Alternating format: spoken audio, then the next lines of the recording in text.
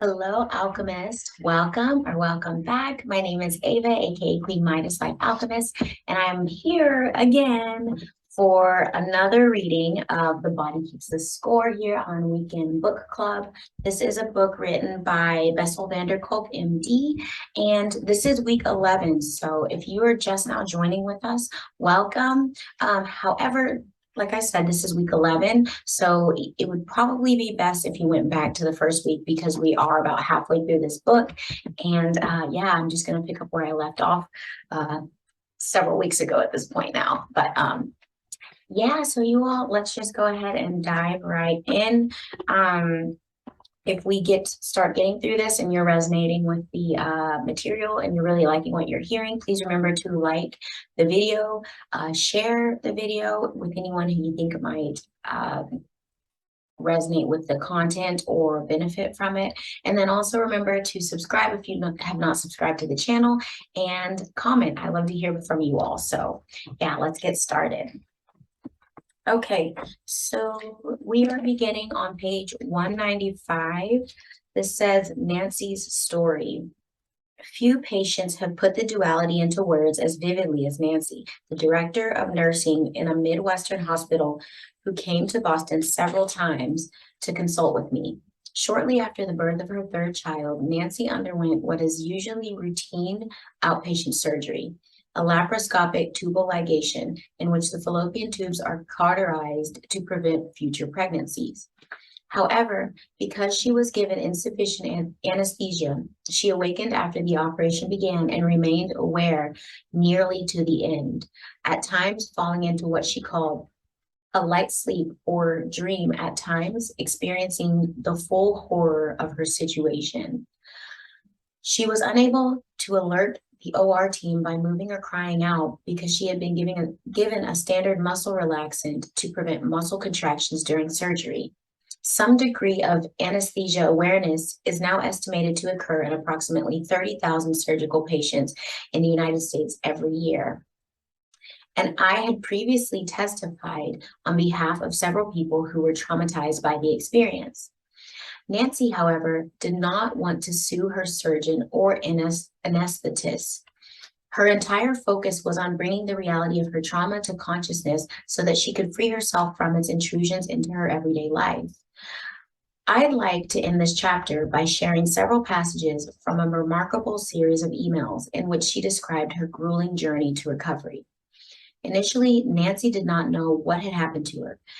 When we went home, I was still in a daze, doing the typical things of running a household, yet not really feeling that I was alive or that I was real. I had trouble sleeping that night. For days, I remained in my own little disconnected world. I could not use a hairdryer, toaster, stove, or anything that warmed up. I could not concentrate on what people were doing or telling me. I just didn't care. I was increasingly anxious. I slept less and less. I knew I was behaving strangely, and I kept trying to understand what was frightening me so. On the fourth night after the surgery, around 3 a.m., I started to realize that the dream I had been living all this time related to conversations I had heard in the operating room. I was suddenly transported back into the OR, and I could feel my paralyzed body being burned. I was engulfed in a world of terror and horror. From then on, Nancy says, memories and flashbacks erupted into her life. It was as if the door was pushed open slightly, allowing the intrusion. There was a mixture of curiosity and avoidance. I continued to have irrational fears. I was deathly afraid of sleep. I experienced a sense of terror when seeing the color blue. My husband, unfortunately, was bearing the brunt of my illness. I would lash out at him when I truly did not intend to. I was sleeping at most 2 to 3 hours, and my daytime was filled with hours of flashbacks. I remained chronically hyper-alert, feeling threatened by my own thoughts and wanting to escape. I lost 23 pounds in 3 weeks. People kept commenting on how great I looked. I began to think about dying. I developed a very distorted view of my life in which all my successes diminished and old failures were amplified. I was hurting my husband and found that I could not protect my children from my rage. 3 weeks after the surgery, I went back to work at the hospital. The first time I saw somebody in a surgical scrub suit was in the elevator. I wanted to get out immediately, but of course I could not. I then had this irrational urge to clobber him, which I contained with considerable effort. This episode triggered increasing flashbacks, terror, and dissociation. I cried all the way home from work. After that, I became adept to avoidance. I never set foot in an elevator. I never went to the cafeteria. I avoided the surgical floors. Gradually, Nancy was able to piece together her flashbacks and create an understandable, if horrifying, memory of her surgery. She recalled the reassurances of the OR nurses and a brief period of sleep after the anesthesia was started. Then she remembered how she began to wake up. The entire team was laughing about an affair one of the nurses was having. This coincided with the first surgical incision. I felt the stab of the scalpel, then the cutting, then the warm blood flowing over my skin. I tried desperately to move, to speak, but my body didn't work. I couldn't understand this. I felt a deeper pain as the layers of muscle pulled apart under their own tension. I knew I wasn't supposed to feel this. Nancy next recalls someone rummaging around in her belly and identifying this as a laparoscopic instruments being placed. She felt her left tube being clamped. Then suddenly there was an intense searing, burning pain. I tried to escape, but the cautery tip pursued me, relentlessly burning through. There simply are no words to describe the terror of this experience. This pain was not in the same realm as other pain. I had known and conquered, like a broken bone or natural childbirth. It begins as extreme pain, then continues relentlessly as it slowly burns through the tube. The pain of being cut with the scalpel pales beside this giant. Then abruptly, the right tube felt the initial impact of the burning tip. When I heard them laugh, I briefly lost track of where I was. I believed I was in a torture chamber, and I could not understand why they were torturing me without even asking for information. My world narrowed to a small sphere around the operating table. There was no sense of time, no past, no future. There was only pain, terror, and horror. I felt isolated from all humanity, profoundly alone in spite of the people surrounding me. The sphere was closing in on me. In my agony, I must have made some movement. I heard the nurse anesthetist tell the anesthesiologist that I was light. He ordered more meds and then quietly said, "There is no need to put any of this in the chart." Oh, that is the last memory I recall. In her later emails to me, Nancy struggled to capture the existential reality of trauma. I want to tell you what a flashback is like. It is as if time is folded or warped so that the past and present emerge, as if I were physically transported into the past. Symbols related to the original trauma, however benign in reality, are thoroughly contaminated and so become objects to be hated, feared, destroyed if possible, avoided if not. For example, an iron in any form, a toy, a clothes iron, a curling iron, came to be seen as an instrument of torture. An encounter with the scrub suit left me dissociated, confused, physically ill, and at times consciously angry. My marriage is slowly falling apart. My husband came to represent the heartless, laughing people, the surgical team who hurt me. I exist in a dual state. A pervasive numbness covers me with a blanket, and yet the touch of a small child pulls me back to the world. For a moment, I am present and a part of life, not just an observer. Interestingly, I function very well at work, and I am constantly given positive feedback. Life proceeds with its own sense of falsity. There is a strangeness, bizarreness to this dual existence. I tire of it, yet I cannot give up on life. And I cannot delude myself into believing that if I ignore the beast, it will go away. I've thought many times that I had recalled all the events around the surgery only to find a new one. There are so many pieces of that 45 minutes of my life that remain unknown. My memories are still incomplete and fragmented, but I no longer think that I need to know everything in order to understand what happened. When the fear subsides, I realize I can handle it, but a part of me doubts that I can. The pull to the past is strong. It is the dark side of my life, and I must dwell there from time to time. The struggle may also be a way to know that I survive, a replaying of the fight to survive, which apparently I won, but cannot own. An early sign of recovery came when Nancy needed another, more extensive operation. She chose a Boston hospital for the surgery, asked for a preoperative meeting with the surgeons and the anesthesiologist specifically to discuss her prior experience, and requested that I be allowed to join them in the operating room. For the first time in many years, I put on a surgical scrub suit and accompanied her into the OR while the anesthesia was induced. This time she woke up to a feeling of safety. 2 years later, I wrote Nancy asking her permission to use her account of anesthesia awareness in this chapter.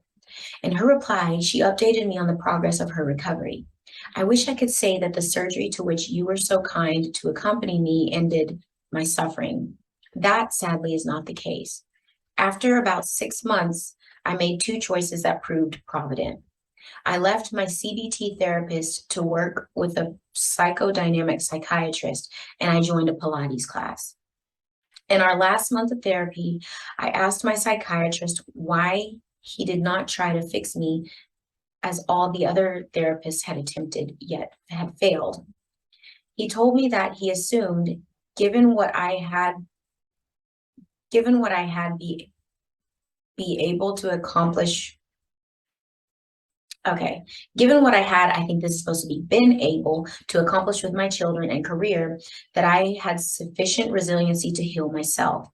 If he created a holding environment for me to do so. This was an hour each week that became a refuge where I could unravel the mystery of how I had become so damaged and then reconstruct a sense of myself that was whole, not fragmented, peaceful, not tormented. Through Pilates, I found a stronger physical core, as well as a community of women who willingly gave acceptance and social support that had been distant in my life since the trauma.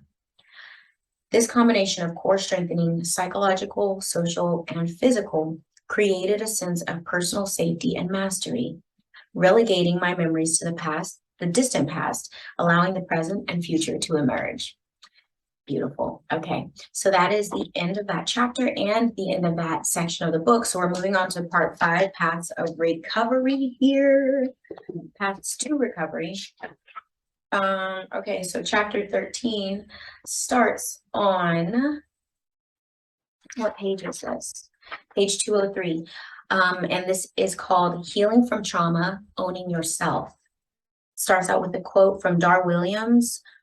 What do you hear in these sounds? I'm guessing that's a book or an article.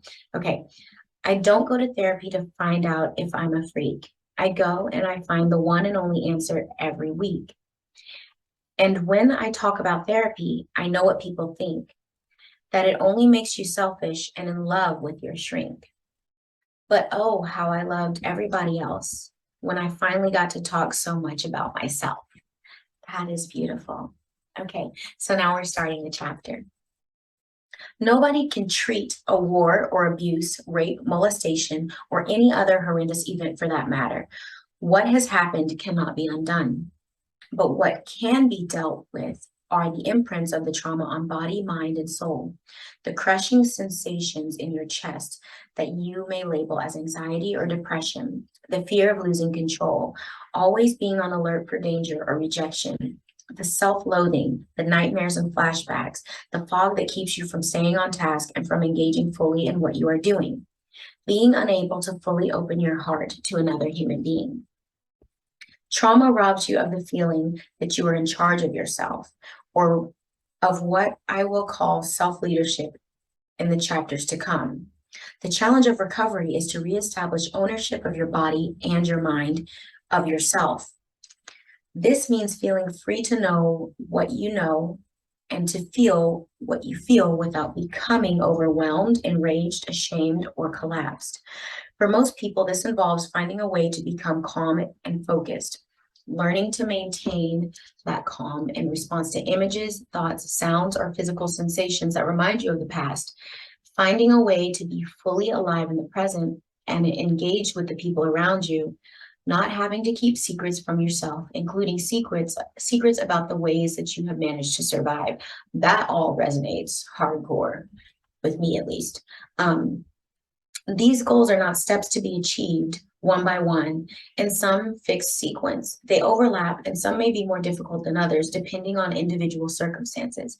In each of the chapters that follow, I'll talk about specific methods or approaches to accomplish them.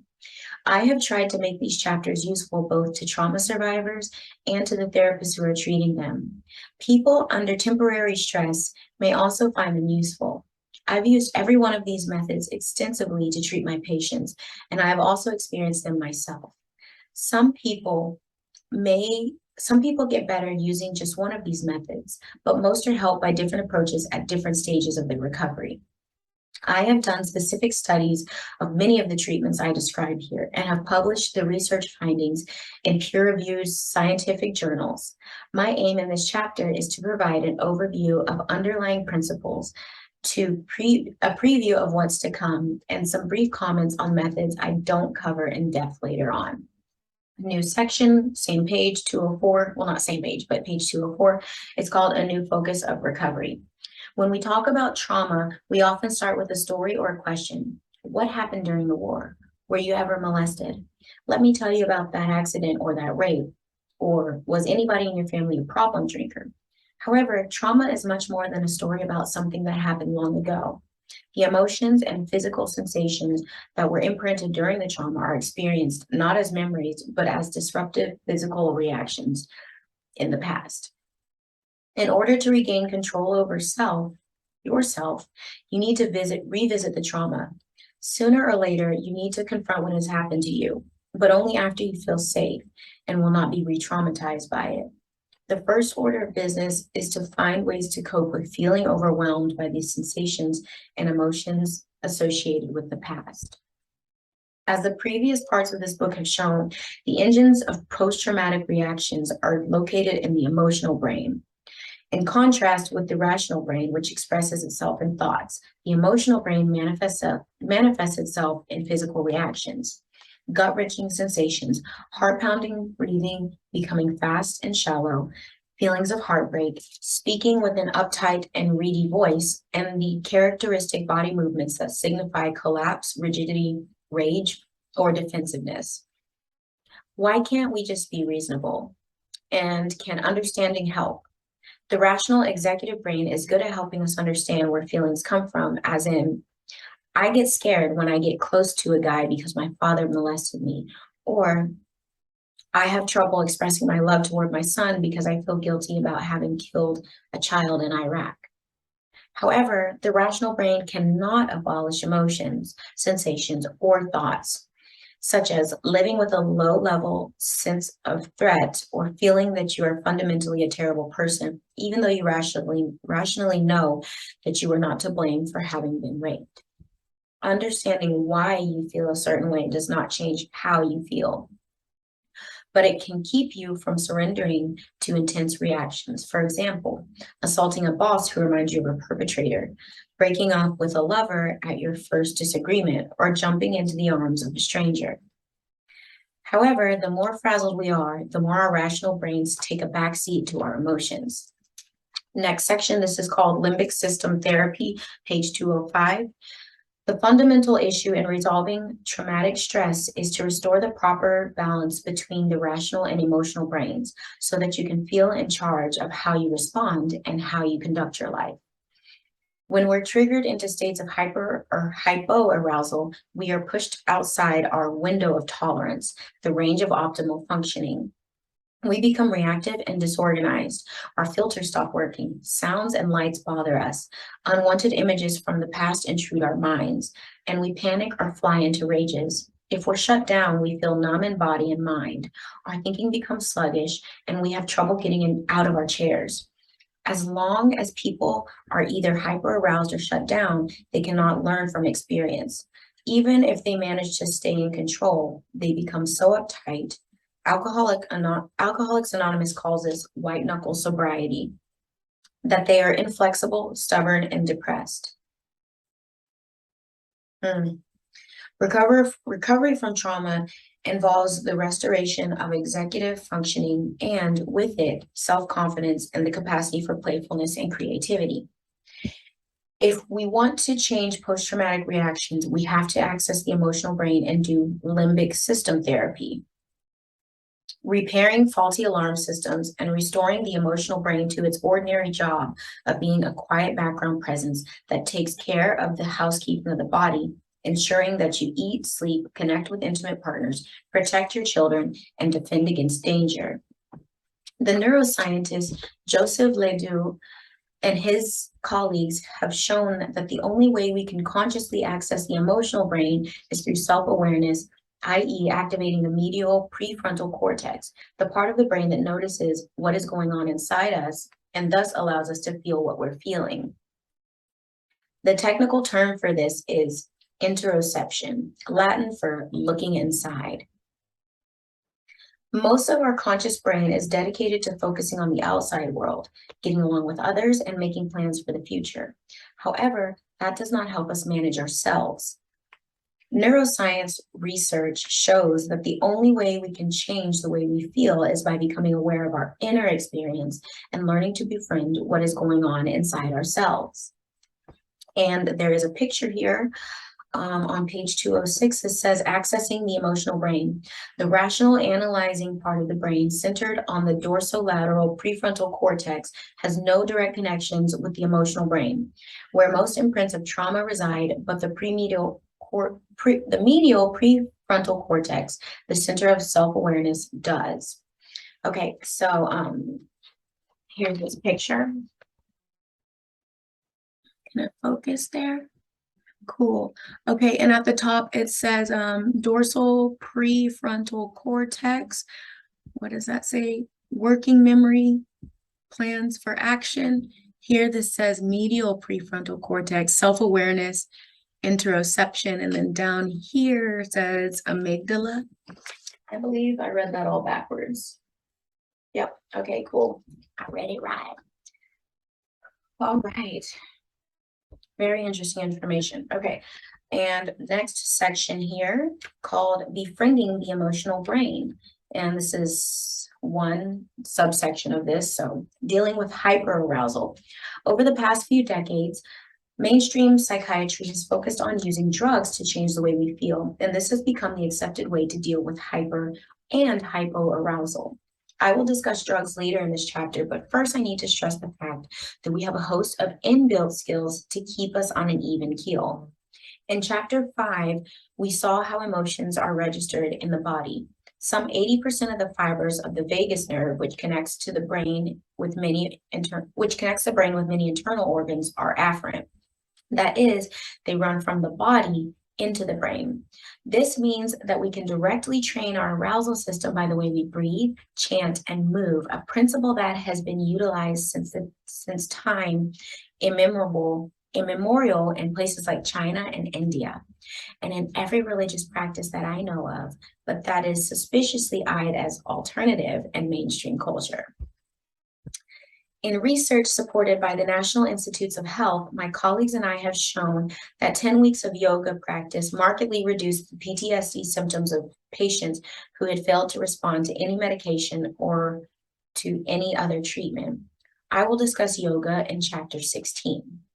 Neurofeedback, the topic of chapter 19, can also be particularly effective in children and adults who are so hyperaroused or shut down that they have trouble focusing and prioritizing. Learning how to breathe calmly and remain in a state of relative physical relaxation, even while accessing painful and horrifying memories, is an essential tool for recovery. When you deliberately take a few slow, deep breaths, you will notice the effects of the parasympathetic brake on your arousal, as explained in chapter 5. The more you stay focused on your breathing, the more you will benefit, particularly if you pay attention until the very end of the out breath and then wait a moment before you inhale again. As you continue to breathe and notice the air moving in and out of your lungs, You may think about the role that oxygen plays in nourishing your body and bathing your tissues in the energy you need with the energy you need to feel alive and engaged. So beautiful. That's why I'm like smiling so hard, because breath is so powerful and healing. Okay, moving on. Chapter 16 documents the full body effects of this simple practice. Since emotional regulation is the critical issue in managing the effects of trauma and neglect, it would make an enormous difference if teachers, army sergeants, foster parents, and mental health professionals were thoroughly schooled in emotional regulation techniques. Right now, this still is mainly the domain of preschool and kindergarten teachers who deal with immature brains and impulsive behavior on a daily basis, who are often very adept at managing them. Mainstream Western psychiatric and psychological healing traditions have paid scant attention to self-management. In contrast to the Western reliance on drugs and verbal therapies, other traditions from around the world rely on mindfulness, movement, rhythms, and action. Love it. Yoga in India, Tai Chi and Qigong in China, and rhythmical drumming throughout Africa are just a few examples. The cultures of Japan and the Korean Peninsula have spawned martial arts, which focus on the cultivation of purposeful movement and being centered in the present. Abilities that are damaged in traumatized individuals. Aikido, Judo, Taekwondo, Kendo, and Jiu-Jitsu, as well as capoeira. Yeah, from Brazil. I'm like, I know how to say that word, but right now, I don't think I just pronounced that right. Anyway, our examples. These techniques all involve physical movement, breathing, and meditation. Aside from yoga, few of these popular non-Western healing traditions have been systematically studied for the treatment of PTSD. And subsection 2, my gosh, okay. Sorry, my phone's like blowing up right here. Subsection 2, no mind without mindfulness. At the core of recovery is self-awareness. The most important phrases in trauma therapy are notice that and what happens next. Traumatized people live with seemingly unbearable sensations. They feel heartbreak and suffer from intolerable sensations in the pit of their stomach or tightness in their chest. Yet avoiding feeling these sensations in our bodies increases our vulnerability to being overwhelmed by them. Body awareness puts us in touch with our inner world, the landscape of our organism. Simply noticing our annoyance, nervousness, and anxiety immediately helps us shift our perspective and opens up new options other than our automatic habitual reactions. Mindfulness puts us in touch with the transitory nature of our feelings and perceptions. When we pay focused attention to our bodily sensations, we can recognize the ebb and flow of our emotions, and with that, increase our control over them. Traumatized people are often afraid of feeling. It is not so much the perpetrators, who hopefully are no longer around to hurt them, but their own physical sensations that now are the enemy. Apprehension about being hijacked and uncomfortable sensations keeps the body frozen and the mind shut. Even though the trauma is a thing of the past, the emotional brain keeps generating sensations that make the sufferer feel scared and helpless. It's not surprising that so many trauma survivors are compulsive eaters, drinkers, fear making love, and avoid many social activities. Their sensory world is largely off limits. In order to change, you need to open yourself to your inner experience. The first step is to allow your mind to focus on your sensations and notice how, in contrast to the timeless, ever-present experience of trauma, physical sensations are transient and respond to slight shifts in body position, changes in breathing, and shifts in thinking. Once you pay attention to your physical sensations, the next step is to label them as in, when I feel anxious, I feel crushing sensation in my chest. I may then say to a patient, focus on that sensation and see how it changes when you take a deep breath out, or when you tap your chest just below the collarbone, or when you allow yourself to cry. I'm just laughing because you're like right outside my window staying there. Okay, practicing mindfulness calms down the sympathetic nervous system so that you are less likely to be thrown into fight or flight. Learning to observe and tolerate your physical reactions is a prerequisite for safely revisiting the past. If you cannot tolerate what you are feeling right now, opening up the past will only compound the misery and re-traumatize you further. We can tolerate a great deal of discomfort as long as we stay conscious of the fact that the body's commotions constantly shift. One moment your chest tightens, but after you take a deep breath and exhale, that feeling softens and you may observe something else, perhaps a tension in your shoulder. Now you can start exploring what happens when you take a deeper breath and notice how your rib cage expands. Once you feel calmer and more curious, you can go back to that sensation in your shoulder. You should not be surprised if a memory spontaneously arises in which that shoulder was somehow involved. A further step is to observe the interplay between your thoughts and your physical sensations. How are particular thoughts registered in your body? Do thoughts like my father loves me or my girlfriend dumped me produce different sensations?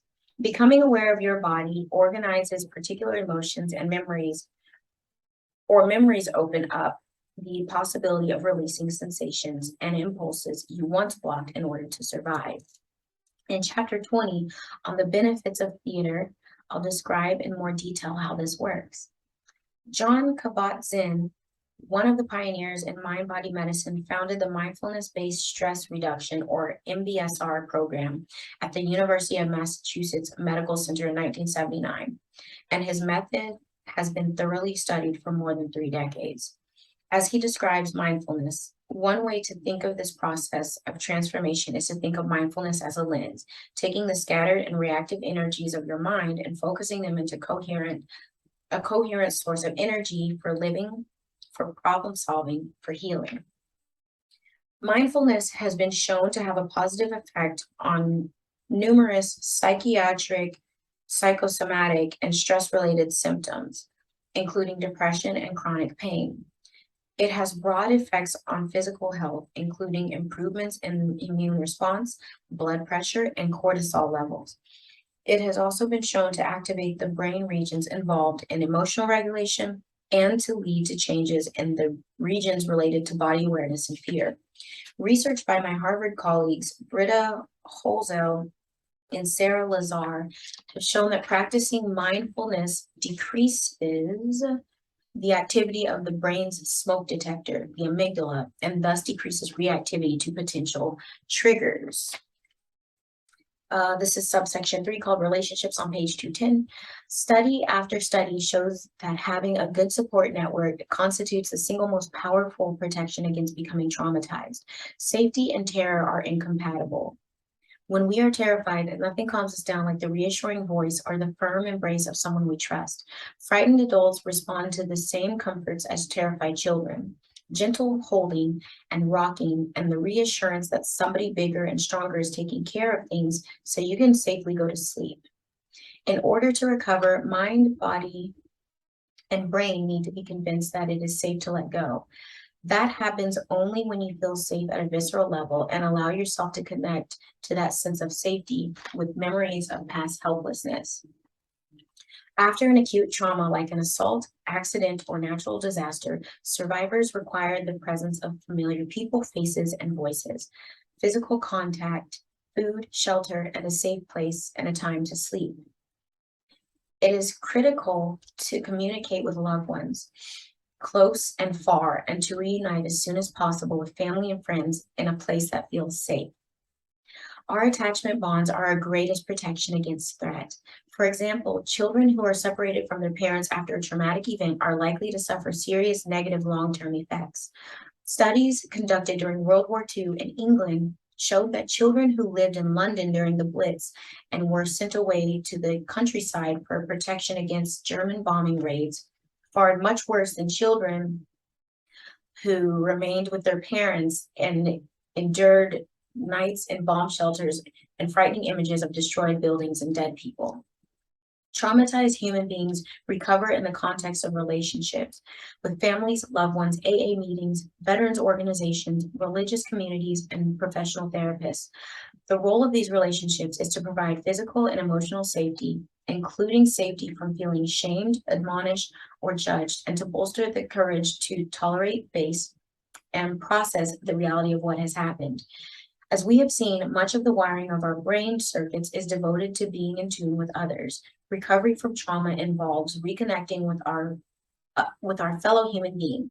This is why trauma that has occurred within relationships is generally more difficult to treat than trauma resulting from traffic accidents or natural disasters. In our society, the most common traumas in women and children occur at the hands of their parents or intimate partners. Child abuse, molestation, and domestic violence are all inflicted by people who are supposed to love you. That knocks out the most important protection against being traumatized, being sheltered by the people you love. If the people whom you naturally turn to for care and protection terrify or reject you, you learn to shut down and to ignore what you feel. As we saw in part 3, when your caregivers turn on you, you have to find alternative ways to deal with feeling scared, angry, or frustrated. Meaning your terror all by yourself gives rise to another set of problems: dissociation, despair, addictions, a chronic sense of pain, and relationships that are marked by alienation, dissociation, and explosions. Patients with these histories rarely make the connection between what happened to them long ago and how they currently feel and behave. Everything just seems unmanageable. Relief does not come until they are able to acknowledge what has happened and recognize the invisible demons they're struggling with. Recall, for example, the men I described in chapter 11 who had been abused by pedophile priests. They visited the gym regularly, took anabolic steroids, and were strong as oxen. However, in our interviews, they often acted like scared kids. The hurt boys deep inside still felt helpless. While human contact and attunement are the wellspring of physiological self-regulation, the promise of closeness often evokes fear of getting hurt, betrayed, and abandoned. Shame plays an important role in this. You will find out how rotten and disgusting I am and dump me as soon as you really get to know me. Unresolved trauma can take a terrible toll on relationships. If your heart is still broken because you were assaulted by someone you loved, you are likely to be preoccupied with not getting hurt again and fear opening up to someone new. In fact, you may unwittingly try to hurt them before they have a chance to hurt you. This poses a real challenge for recovery. Once you recognize that post-traumatic reactions started off as efforts to save your life, you may gather the courage to face your inner music, or cacophony, but you will need help to do so. You have to find someone you can trust enough to accompany you, someone who can safely hold your feelings and help you listen to the painful messages from your emotional brain. You need a guide who's not afraid of your terror and who can contain your darkest rage, someone who can safeguard the wholeness of you while you explore the fragmented experiences that you had to keep secret from yourself for so long. Most traumatized individuals need an anchor and a great deal of coaching to do this work. New section on page 212. This is called Choosing a Professional Therapist. We have a couple more page turns and we're done for this week. Okay. The training of competent trauma therapists involves learning about the impact of trauma, abuse, and neglect, and mastering a variety of techniques that can, 1, help to stabilize and calm patients down, 2, help to lay traumatic memories and reenactments to rest, and 3, connect patients with their fellow men and women. Ideally, the therapist will also have been on the receiving end of whatever therapy he or she practiced. While it's inappropriate and unethical for therapists to tell you the details of their personal struggles, it is perfectly reasonable to ask what particular forms of therapy they have been trained in, where they have learned their skills, and where they personally benefited from therapy they propose for you. There is no one treatment of choice for trauma, and any therapist who believes that his or her particular method is the only answer to your problems is suspect of being an ideologue rather than somebody who's interested in making sure that you get well. No therapist can possibly be familiar with every effective treatment, and he or she must be open to you exploring options other than the one he or she offers. He or she also must be open to learning from you. Gender, race, and personal background are relevant only if they interfere with helping the patient feel safe and understood. Do you feel basically comfortable with this therapist? Does he or she seem to be comfortable in his or her own skin with you as a fellow human being? Feeling safe is a necessary condition for you to confront your fears and anxieties. Someone who is stern, judgmental, agitated, or harsh is likely to leave you feeling scared, abandoned, and humiliated, and that won't help you resolve your traumatic stress. Therefore, there may be times as old feelings from the past are stirred up where you become suspicious that the therapist resembles someone who once hurt or abused you. Hopefully, this is something you can work through together, because in my experience, patients get better only if they develop deep positive feelings for their therapist.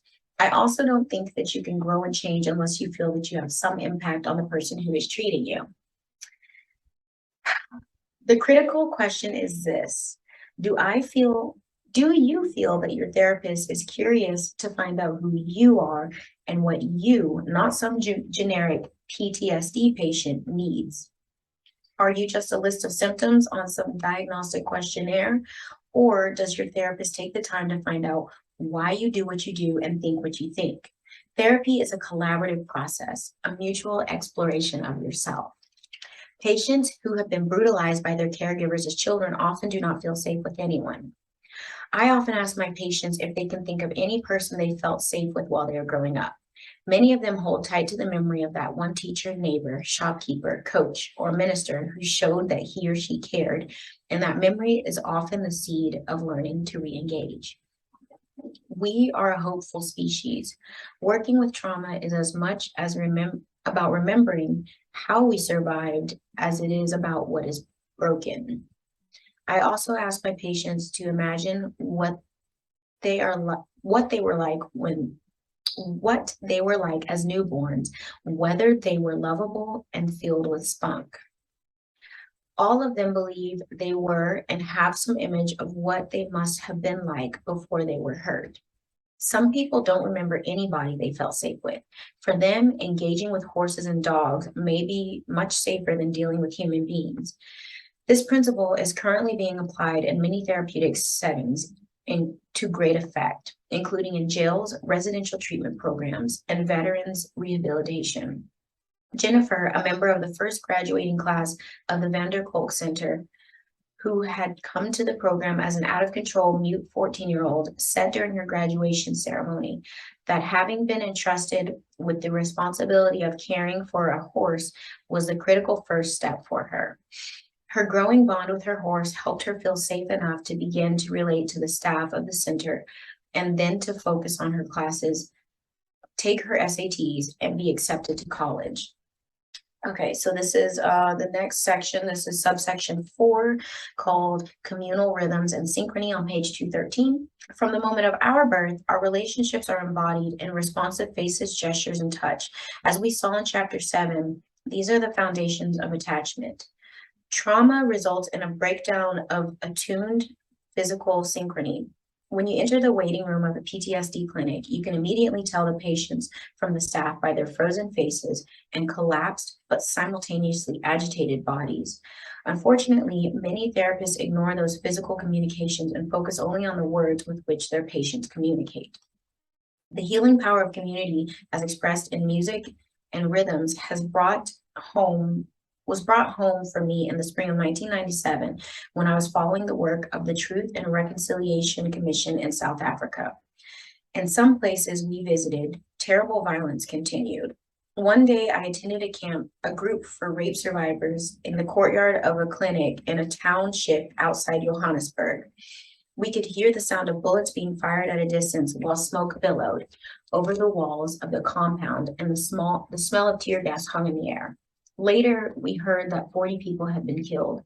Yet, while the surroundings were foreign and terrifying, I recognized this group all too well. The women sat slumped over, sad and frozen, like so many rape therapy groups I had seen in Boston.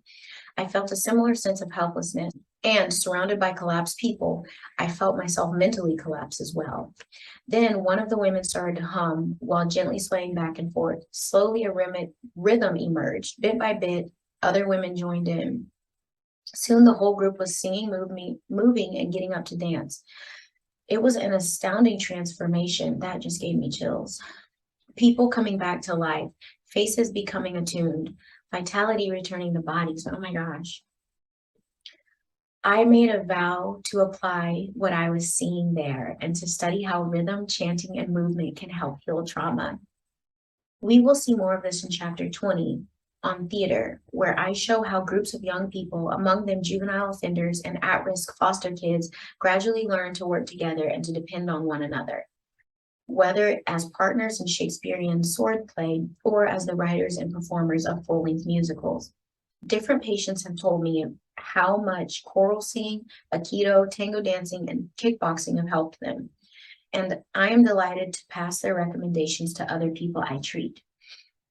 I learned another powerful lesson about rhythm and healing when clinicians at the trauma center were asked to treat a 5-year-old mute girl, Ying Ni, who had been adopted from an orphanage in China.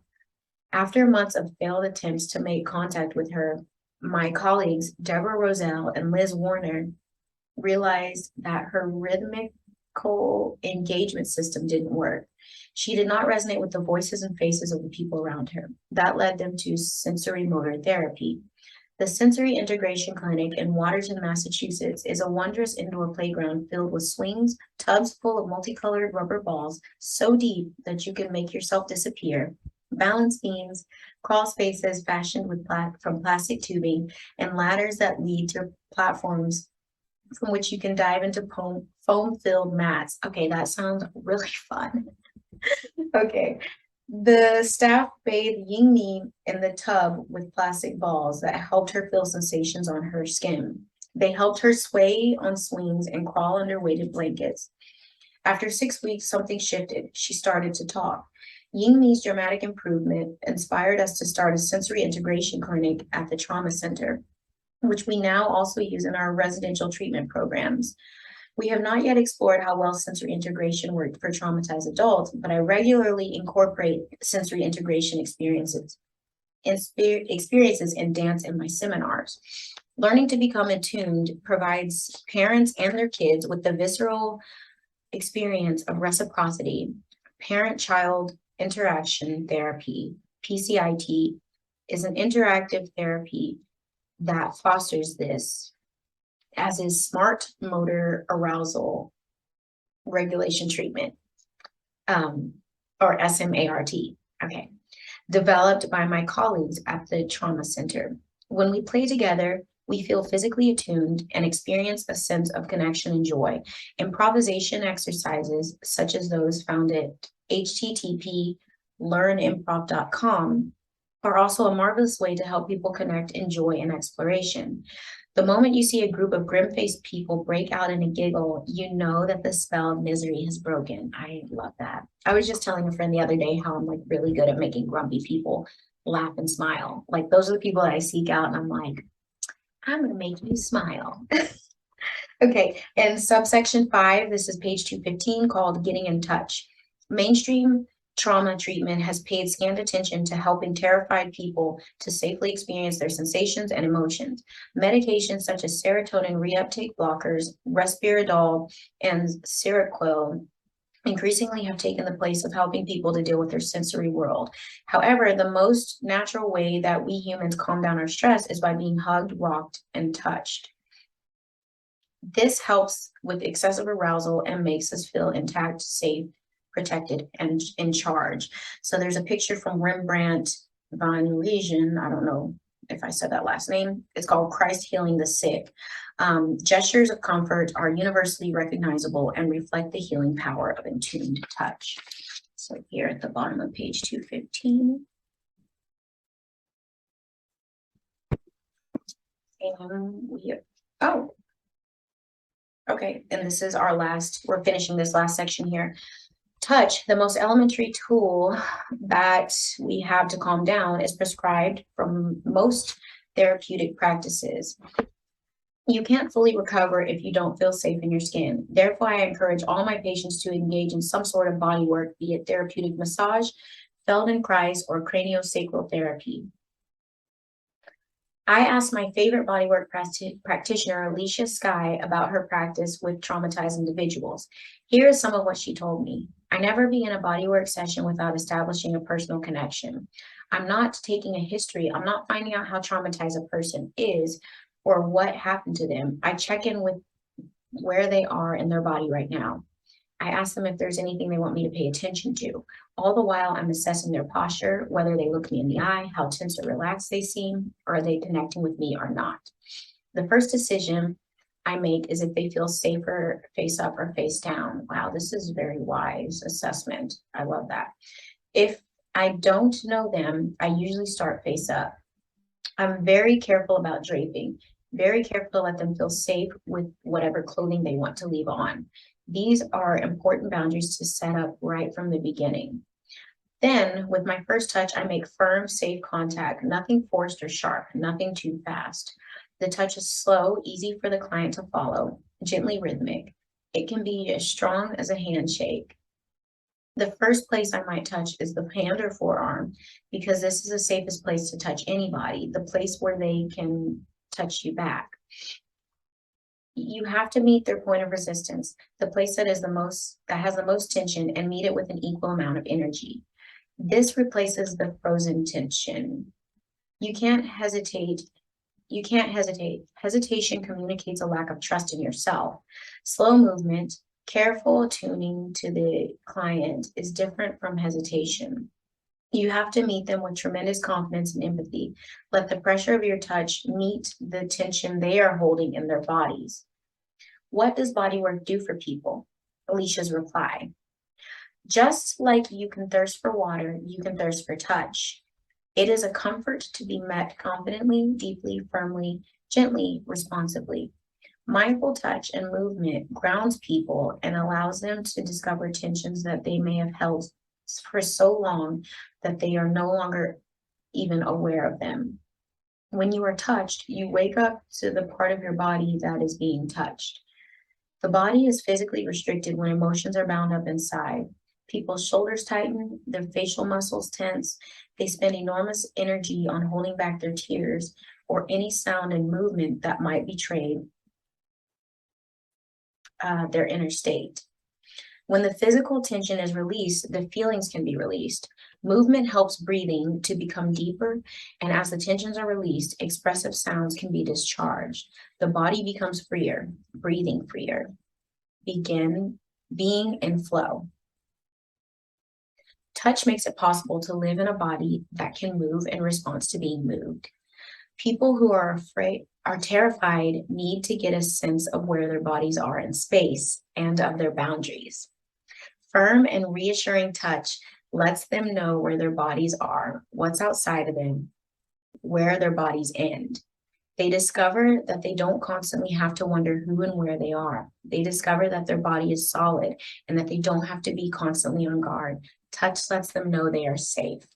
And that's the end for this week, you all. I'm smiling so much because I'm sure a lot of you know, but if you're new, you don't. I have my master's in exercise science. I was a trainer for 8 years. And through that, I discovered that I've actually never talked about this part. I've discovered that I have a gift of touch and tissue manipulation, and my hands just know where to go. So I would work on clients, and I still I don't know, if I'm around people that I know and know and trust me, I will go in and my hands just know where to go. And so I'm reading this and I'm yep, I agree with all of this. Touch and just being aware of where our bodies are in space helps us know where our boundaries are, what we can and can't do, where our restrictions are, where our attention is, and help us to unlock things that we didn't realize were hidden within us. So really, really cool. I love this section. You all, that is it for today. So please, if you have not liked this video and you resonate with it, please remember to like it, share the video if it resonates with you and somebody might benefit from the series. Comment and subscribe if you have not. Also, I am open back up for personal readings, and you will find my booking link below. That is all for this week. You also thank you for being here, and I'll catch you on my next video. Remember, you are sovereign, powerful, worthy, and loved. I love you. Bye.